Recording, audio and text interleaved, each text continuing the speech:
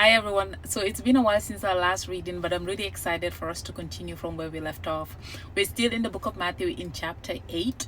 But before we proceed with our reading today, let's recall what we have read so far. So in the book of Matthew chapter 8, it begins with Jesus healing a man with leprosy after his Sermon on the Mount. The first section concluded with Jesus telling the man he healed not to tell anyone and to complete the ritual rites necessary to make him clean. Now, in this section, we will be reading about the fate of a Roman officer. It begins in verse 5, and I believe it concludes in verse 13.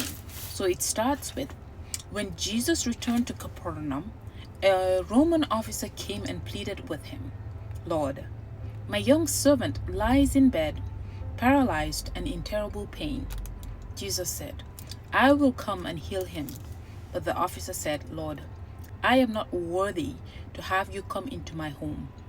Just say the word from where you are, and my servant will be healed. I know this because I am under the authority of my superior officers, and I have authority over my soldiers. I only need to say, 'Go,' and they go, or 'Come,' and they come. And if I say to my slaves, 'Do this,' they do it." When Jesus heard this, he was amazed. Turning to those who were following him, he said, "I tell you the truth, I haven't seen faith like this in all Israel. And I tell you this, that many Gentiles will come from all over the world, from east and west, and sit down with Abraham, Isaac, and Jacob at the feast in the kingdom of heaven. But many Israelites, those for whom the kingdom was prepared, will be thrown into outer darkness, where there will be weeping and gnashing of teeth." Then Jesus said to the Roman officer, "Go back home, because you believed. It has happened." And the young servant was healed that same hour. That what an incredible verse or section this was. My first question here is, how did he hear about or learned about Jesus? This man is not from the flock of Israel. I don't know whether you remember in chapter 4 when Jesus performed his first miracles, and it said in the Bible, and news spread, and the Bible detailed that the news traveled as far as Syria. That explains the leper and now the Roman soldier. There was a contrast here as well to this encounter. The officer is requesting that Jesus heal the servant from where he stood and gave him a whole speech on why. Now, let's break that down a little bit.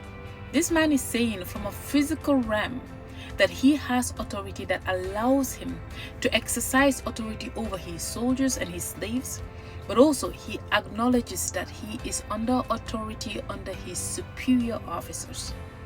He's saying that he understands power and how that works, but the power he has heard is something he does not possess, and tells Jesus, "If I can authorize my men to do the things I ask them to do, you can command this sickness to be gone, and it will." And indeed it did. The Bible says at the very end of these verses that in that same hour the servant was healed. Jesus also was in awe because this man understands that his power is limited, and the power that Jesus possesses is limitless in the physical and the spiritual realm. I want you to understand this. This man is not a Jew and probably doesn't understand their law or their culture or their God, doesn't know their God. One thing I want to ask today, are you trusting the Lord for something? I want to tell you today that nothing is too small. Nothing is too big for him. He is not limited by time or space. And what moved me the most was that Jesus said that Gentiles who are of non-Jewish ethnicity will dine with Abraham, Isaac, and Jacob. He's inviting us to the feast before his message even went global.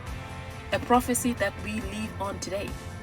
He called out some of his own brethren who will not make the cut. I want to tell you this today. There is no authority on earth and in heaven given to any man except Jesus. We will read about these that in the next few chapters to come, but this section is your first hint. If you do not know Jesus, do well to ask who he really is. Seek the truth, because in him alone will you find it, and knock and he will be waiting at the door to enter. So today I leave you with that, and I cannot wait to read this next section with you, and it continues with Jesus healing many more people. So I leave you with that today, and I'll talk to you later. Bye.